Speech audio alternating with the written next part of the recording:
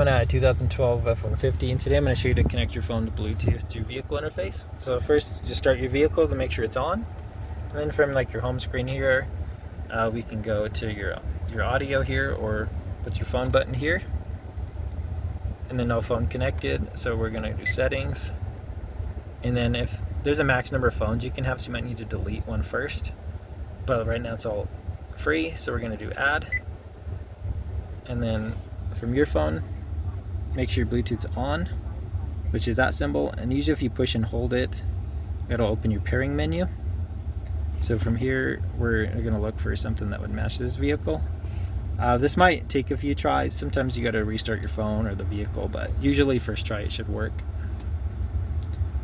And whenever it does pop up, we're going to have this passkey. So sync here, we'll try that, and then that sync passkey, it wants these numbers, so we're going to type that in.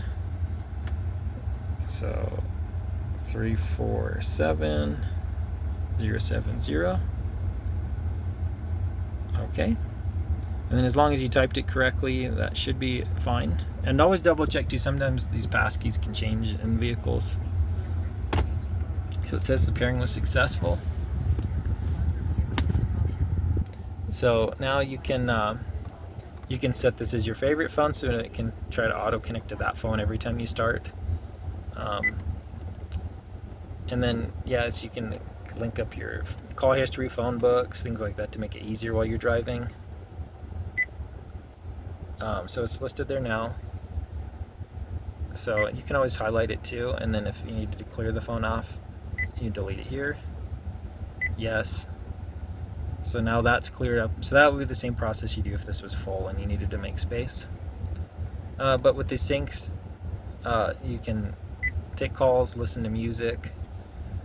Sometimes you can also link up your maps, which I believe you can in this model. Especially as you get to newer models too, you've got more options for like your Android Auto and Apple CarPlay.